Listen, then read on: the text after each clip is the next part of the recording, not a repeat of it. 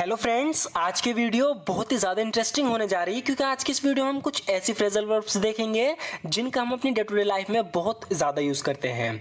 So friends, अगर आपको भी फ्रेजल वर्ब को यूज़ करने में दिक्कत होती है, इनको समझने में दिक्कत होती है, तो आप इस वीडियो को एंड तक ज़रूर देखना। आपको एक अंदाज़ा हो जाएगा कैसे हम इनका यूज़ करते हैं और इनका क्या मतलब होता है। सो फ्रेंड्स, बिना किसी देरी के शुरू करते हैं आज की वीडियो और देखते हैं आज की अपनी पहली फ्रेजल वर्ब। सो फ्रेंड्स, आज की हमारी पहली फ्रेजल वर्ब होगी ब्लो अवे। ब्लो अवे का मतलब जानने से पहले हम इस एग्जाम्पल को देखते हैं ताकि अच्छे समझ पाएं। यहाँ पर ये कह रही है कि जब मैंने इस गाने को पहली बार सुना तो इसने मुझे हिला कर रख दिया। तो यहाँ पर किसी गाने की बात चल रही है, उसके बारे में कह रही है कि जब मैंने इसे पहली बार सुना तो इसने मुझे हिला कर रख दिया। तो फ्रेंड्स, इसने बोला हिला कर रख दिया। तो जब भी हम इस तरीके से बोलते हैं कि हिला कर रख दिया, होश उड़ गए, इस सिचुएशन में हम इस फ्रेजल वर्ब का यूज़ करते हैं ब्लो अवे का। तो इसको इंग्लिश देखते हैं। यहाँ पर कह रही है कि When I heard this song for the first time, it just blew me away। तो यहाँ पर blow away की सेकंड फॉर्म होगी blew away। तो कह रही है कि when I heard this song for the first time, it just blew me away। जब मैंने इस गाने को पहली बार सुना तो इसने मुझे हिला कर रख दिया, यानी कि सरप्राइज कर दिया। आगे कह रही है कि उसने मुझे अपनी सिंगिंग से पूरी तरह से हिला कर रख दिया। तो किसी लड़की की तारीफ कर रही है कि उसने अपनी सिंगिंग से, यानी कि गाना गाने की स्किल से मुझे पूरी तरह से हिला कर रख दिया। तो इंग्लिश में बोलेंगे she just totally blue me away with her singing।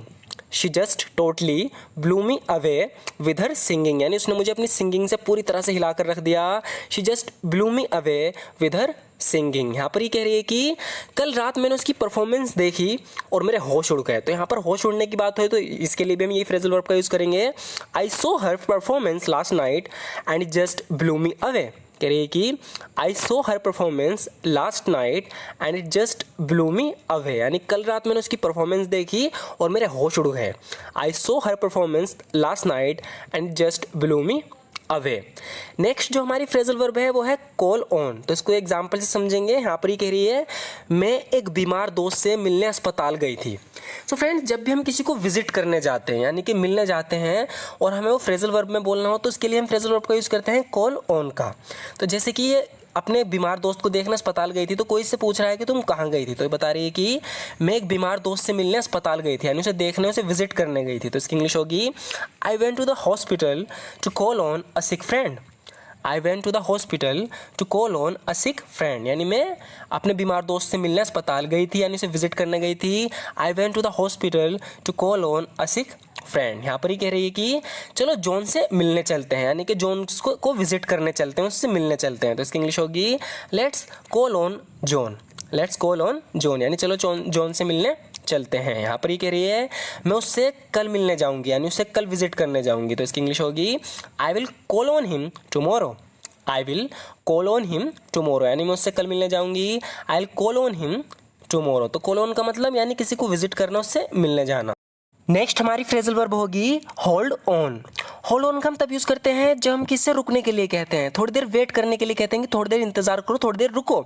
इस सिचुएशन में हम होल्ड ऑन फ्रेजल वर्ब का यूज़ करते हैं। तो इसकी इंग्लिश देखते हैं। यहाँ पर ये कह रही है कि एक मिनट के लिए रुको, मुझे बस अपना मेकअप करना है। तो इसकी इंग्लिश होगी hold on for a minute, I have just got to put on my makeup. Hold on for a minute, I have just got to put on my makeup, यानी एक मिनट रुको, मुझे बस अपना मेकअप करना है। यहाँ पर ही कह रहा है कि रुको ज़रा, मैं जाकर देखता हूँ क्या वो अंदर है। तो कोई किसी से मिलना आया है तो कह रहा है कि रुको, यानी कि थोड़ी देर रुको, इंतज़ार करो, रुको ज़रा, मैं जाकर देखता हूँ क्या वो अंदर है। तो इसकी इंग्लिश होगी hold on, I go to see if he is in. Hold on, I go to see if he is in. तो यहाँ पर जो इफ़ का यूज़ है वो क्या के सेंस में हुआ है। Hold on, I go to see if he is in, रुको ज़रा, मैं जाकर देखता हूँ क्या वो अंदर है। यहाँ पर ये कह रही है कि मैं इस वक्त किसी और काम की जिम्मेदारी नहीं ले सकता। तो फ्रेंड्स, जिम्मेदारी लेने के लिए हम कौन सी फ्रेजल वर्ब का यूज़ करते हैं, टेक ऑन का। तो जब भी हम कोई काम, कोई जिम्मेदारी, कोई चैलेंज लेते हैं तो उसके लिए हम यूज़ करते हैं टेक ऑन फ्रेजल वर्ब का। तो कह रहा है कि मैं इस वक्त किसी और काम की जिम्मेदारी नहीं ले सकता, क्योंकि इसके पास पहले ही बहुत सारा काम है। ये लड़की से कोई काम दे रही है तो कह रहा है कि I can't take on any more work at the moment. I can't take on any more work at the moment, यानी मैं इस वक्त किसी और काम की जिम्मेदारी नहीं ले सकता। तुमने ये सारी जिम्मेदारी अपने कंधों पर क्यों ली। इसको इंग्लिश में बोलेंगे why did you take all this responsibility on your shoulders. Why did you take all this responsibility on your shoulders, यानी तुमने अपने कंधों पर इतनी सारी जिम्मेदारी क्यों ली।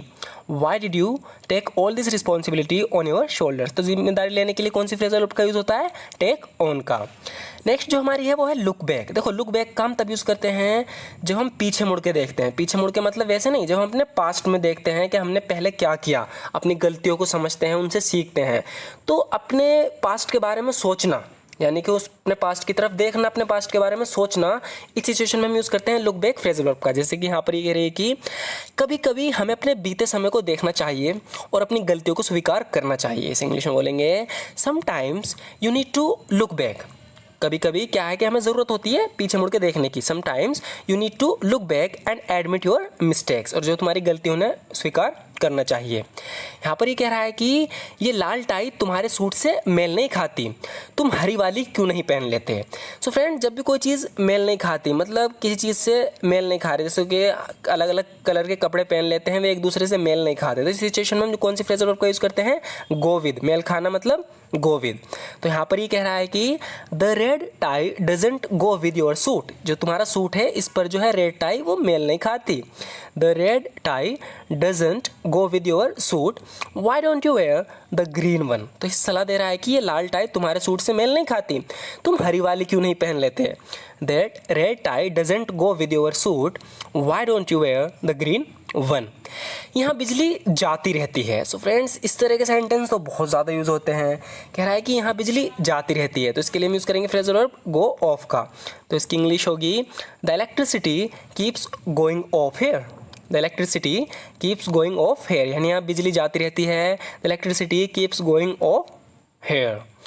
उसने मुझे ऑस्ट्रेलिया की ट्रिप का ऑफ़र दिया था लेकिन मैंने ठुकरा दिया। तो इसकी कंपनी ने इसे ऑफ़र दिया था कि ऑस्ट्रेलिया में ट्रिप पे है, वहाँ जाना है, तो इसने उसे मना कर दिया, यानी ठुकरा दिया। तो इसकी इंग्लिश होगी he offered me a trip to Australia but I turned it down. Turn down का मतलब होता है ठुकरा देना, है ना। फ्रेजल वर्ब टर्न डाउन का क्या मतलब होता है, ठुकरा देना। मैं इसका बहुत ज़्यादा यूज़ करता हूँ अपनी वीडियोज़ में, अगर आप पहले से देखते आ रहे हो तो आपको पता होगा। कह रहा है कि he offered me a trip to Australia but I turned it down. उसने मुझे ऑस्ट्रेलिया की ट्रिप का ऑफर दिया लेकिन मैंने ठुकरा दिया। यहाँ पर ही कह रहा है कि मैं उसे अब और बर्दाश्त नहीं कर सकता। तो यहाँ पर बर्दाश्त करने के लिए हम कौन सी फ्रेजल वर्ब का यूज़ करते हैं, पुट अप विद का। तो इसकी इंग्लिश होगी I can't put up with her any longer. I can't put up with her any longer, यानी मैं उसे अब और बर्दाश्त नहीं कर सकता।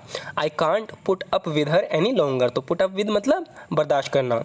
तो लास्ट सो फ्रेंड्स, आज की वीडियो में बस इतना ही। और लास्ट के जो कुछ फ्रेजल वर्ब थी वो हमने रिपीट किए हैं, वो हमने पहले भी वीडियोस में डिस्कस करी हैं, लेकिन उन्हें हमने रिपीट इसलिए किए हैं ताकि उनकी भी प्रैक्टिस होती रहे, आप भूल ना पाओ। क्योंकि अगर आप बार बार कोई फ्रेजल वर्ब आपके सामने यूज़ हो रही तो आपके लिए बहुत ज़्यादा आसान हो जाएगा उनका यूज़ करना, उन्हें बोलना, उन्हें समझना। सो फ्रेंड्स, अगर आप भी रेगुलर इसी तरीके से इंग्लिश सीखना चाहते हो, अपनी इंग्लिश को इम्प्रूव करना चाहते हो, तो हमारे चैनल को ज़रूर सब्सक्राइब कर लेना, क्योंकि इस तरह की वीडियोज़ हम रेगुलर अपलोड करते रहते हैं। सो फ्रेंड्स, ज़रूर बताना आपको वीडियो कैसी लगी, अच्छी लगी तो लाइक ज़रूर कर देना। Thank you so much for watching this video friends.